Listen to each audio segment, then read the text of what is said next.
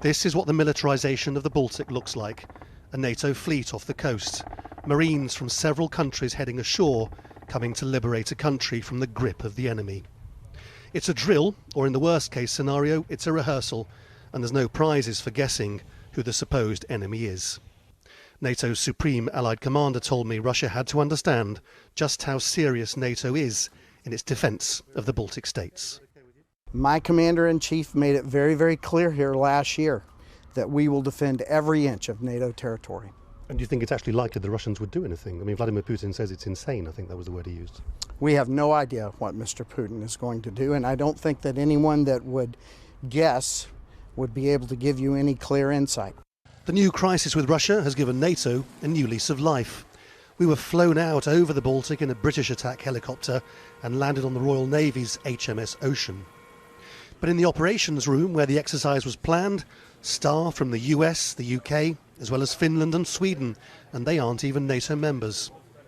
From the bridge they could look out to sea at contributions from several other countries. The Russian fleet is out there as well, but they're not on speaking terms with each other. I think Russians are watching. We are neighbours of Russia. Russia isn't that far away. It is a neighbour of Poland. And so clearly they're watching us, clearly they're interested in what we're doing, but this is routine business and we shouldn't be worried about that. The US has already said it's shipping in huge amounts of military hardware into Central Europe. Next week it's likely to be announced troops will follow.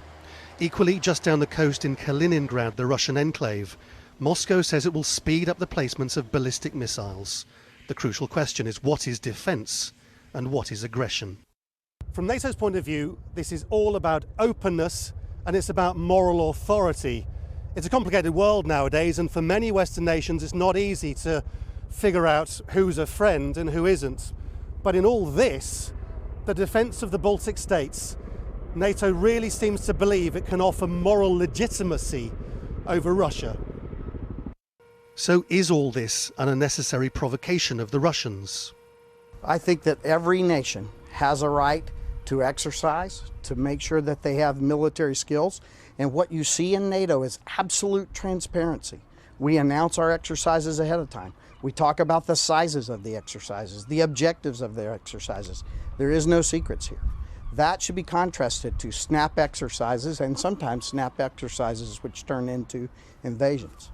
So you'd be comfortable if the Russians conducted their own exercises off the coast of the United States someday? The Russians have a right to exercise in international space. So the Marines all came ashore and went off in search of what NATO called the Red Forces, which had taken the airport. Russia's President Putin says it's madness to think an invasion is on the cards, and he may well have no such plan. But when politicians in Washington and Moscow can't talk to each other, this is what you get.